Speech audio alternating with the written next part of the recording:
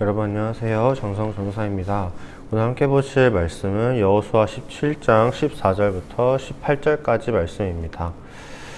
요셉 자손이 여호수아에게 말하여 이르되 여호와께서 지금까지 내게 복을 주심으로 내가 큰 민족이 되었거늘 당신이 나의 기업을 위하여 한 제비 한 분깃으로만 내게 주시면 어찌함이니까 하니 여호수아가 그들에게 이르되 네가 큰 민족이 되므로 에브라임 산지가 내게 너무 좁을진대 브리스 족속과 르바임 족속의 땅 삼림에 올라가서 스스로 개척하라 하니라. 요셉 자손이 이르되 그 산지는 우리에게 넉넉하지도 못하고 골짜기 땅에 거주하는 모든 가나안 족속에게는 벳수안과 그 마을들에 거주하는 자이든지 이스라엘 골짜기에 거주하는 자이든지 다 철병거가 있나이다 하니 여호수아가 다시 요셉의 족속 곧 에브라임과 므낫세에게 말하여 이르되 너는 큰 민족이요 큰 권능이 있은즉 한 분깃만 가질 것이 아니라 그 산지도 내 것이 되리니 비록 삼림이라도 네가 개척하라. 그 끝까지 내 것이 되리라. 가나안 족속이 비록 철병거를 가지고 강할지라도 네가 능히 그를 쫓아내리라 하였더라. 아멘. 여러분은 하나님이 우리의 삶을, 여러분의 삶을 인도하시고 우리의 필요를 채워주신다라는 사실을 믿고 계신가요? 우리는 머리로는 알지만 사실 실제로 그렇지 못할 때가 많아요. 하나님이 나에게 주시는 것이 참 마음에 들지 않고 늘 뭔가 부족하다라는 생각이 들 때가 많습니다. 그래서 오늘 이 이스라엘 지파 중에서 요셉 자손의 이 지파들도 조금 그러했습니다. 이 요셉에게는 두 아들이 있었는데 첫째는 므낫세였고 둘째가 에브라임이었습니다. 원래 야곱의 12아들은 이제 르우벤, 시므온, 레위, 유다, 단, 납달리, 갓, 아셀, 이사갈, 스불론, 요셉, 베냐민이었어요. 그런데 그렇게 12이었는데, 그런데 이제 레위 지파는 하나님께서 제사장 가문으로 삼으시면서 이제 12지파에서 빠지고 12지파 중에서 요셉 지파는 므낫세와 에브라임 지파로 나뉘면서 이제 최종적으로는 르우벤, 시므온, 유다, 그다음에 단, 납달리, 갓, 아셀, 이사갈, 스불론, 므낫세, 에브라임, 베냐민 이렇게 12지파가 형성이 됩니다. 그리고 오늘은 이 12지파 중에서 요셉의 자손인 므낫세와 에브라임 지파가 이 가나안 땅을 정복하고 그 땅을 분배받는 이 장면이에요.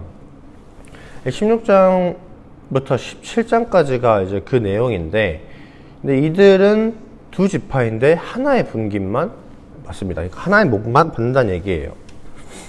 그런데 두 지파이고 자손들의 수도 많은데 어째서 이렇게 조금만 주냐는 거예요. 그러면서 이제 지도자였던 여호수아에게 불평을 막 합니다. 그래서 여호수아는 이렇게 말해요. 너에게 주어진 몫이 적을 건데 너희가 브리스 족속과 르바임 족속의 땅 그 삼림에 산에 올라가서 스스로 개척하라고 말합니다.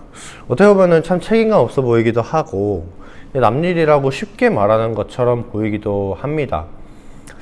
아무튼 여호수아가 이렇게 말하니까 이제 에브라임과 므낫세 지파는 또 이렇게 얘기를 해요. 그 산지는 우리에게 넉넉하지도 못하고 거기에 사는 가나안 족속에게는 다 철병거가 있다. 그러니까 그 땅을 차지하기 어렵다라는 걸 말하는 거죠. 그러니까 자기들이 힘들다는 거예요.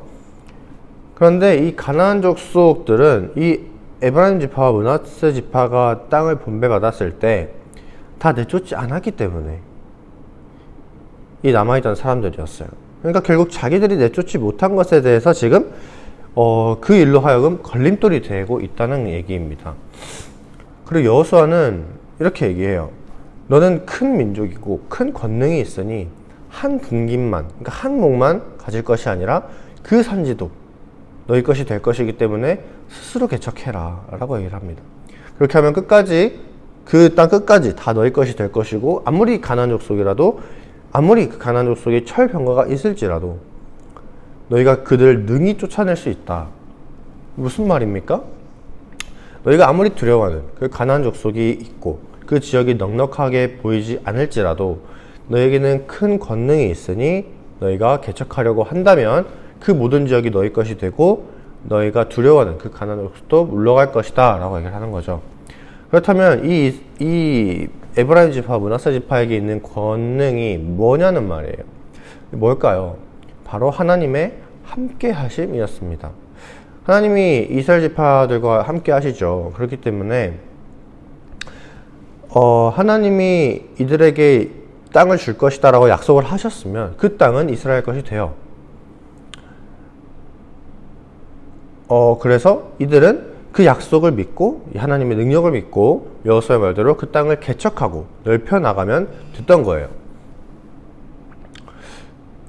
하지만 지금 에브라임과 므낫세 지파는 자기들의 눈에 보이는 것들, 그 산간지역의 어려움과 강해 보이는 그 가나안 족속들이 있다는 이유로 하나님의 약속과 능력을 신뢰하지 못하고 있는 겁니다.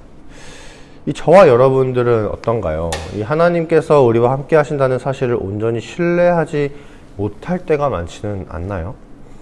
또 하나님의 능력을 이런 온전히 의지하지 못할 때가 많지는 않으신가요?